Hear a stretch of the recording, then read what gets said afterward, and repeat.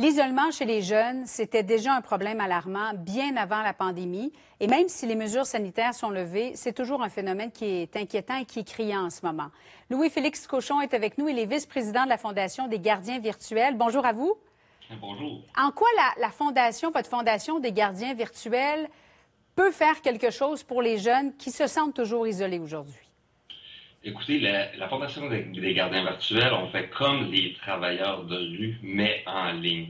On se rappelle peut-être de Parents Secours pour les plus vieux. Il y avait un Saint-Paul dans l'époque. Donc, Fondation des gardiens virtuels, on va mettre en main de contribution tous les influenceurs parce qu'il faut comprendre qu'en 2022, les jeunes se retrouvent en ligne. Donc, on a des psychologues, des travailleurs sociaux qui travaillent avec nous, qui vont là où les jeunes se tiennent pour être prêts à répondre aux messages de détresse psychologique.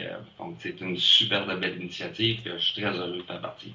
Mais contrer l'isolement, ça passe pas aussi par quitter son ordinateur et faire autre chose? Absolument, c'est pour ça que la Fondation des gardiens virtuels, on a mis en place une plateforme virtuelle inédite qu'on appelle Quartier Québec. Comme on peut voir ici à l'écran. Oui. Donc, c'est un site avec toutes sortes de bâtiments qui rassemblent les intérêts des jeunes.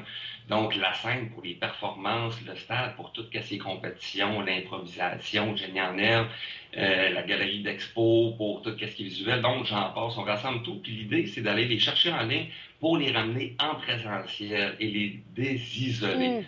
Malheureusement, les jeunes sont moins actifs dans la société. Ça se parle beaucoup sur le virtuel. Donc, il ne faut pas faire abstraction de ça. Au contraire, il faut s'en servir comme levier pour aller les rejoindre. Donc, aller les chercher et entrer en communication là où ils sont. Puis en ce moment, ils sont sur le web.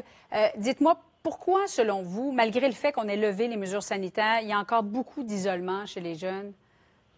Bien, justement, c'est sûr que les mesures sanitaires, ça a augmenté le taux de détresse psychologique. Et puis, on tombe dans nos ancrages, nos patterns en bon français.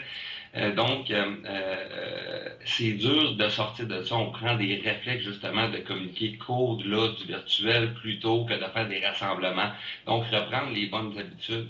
Et puis, faut comprendre aussi que l'isolement chez les jeunes, c'est un phénomène qui était hautement problématique avant la pandémie. Là, en 2019 déjà, selon l'Association des psychiatres du Québec, on notait déjà que le taux de détresse psychologique élevé chez les jeunes atteignait les 37 puis en hausse constante. Donc, ça fait juste continuer. Fait que c'est pas juste la pandémie qui a créé ça, ça l'a juste exacerbé. Mais bien sûr, nous, c'est pendant la pandémie vraiment qu'on s'est dit qu'il fallait faire quelque chose et poser des actions concrètes pour ça. Alors, où est-ce que les jeunes vont pouvoir retrouver votre plateforme en terminant, M. Cochon? C'est Quartier.Québec, c'est une plateforme qu'on va lancer en septembre. C'est justement pourquoi, présentement, avec l'aide de ma co-porte-parole, Stéphanie Harvey, qui est la grande gagnante de Big Brother et championne du monde de jeux vidéo, on lance une campagne de sociofinancement, laruchequebec.com, @Quartier Québec, donc vous avez l'adresse. Donc, c'est lancé aujourd'hui. Puis, on va être capable de suivre à partir de ça en septembre. Ça va être partout pour tous les jeunes du Québec. Bon, alors bonne chance, puis on espère sincèrement que ça va fonctionner pour tous nos jeunes qui en ont besoin. Louis-Félix Cochon, vice-président de la Fondation des gardiens virtuels, merci beaucoup.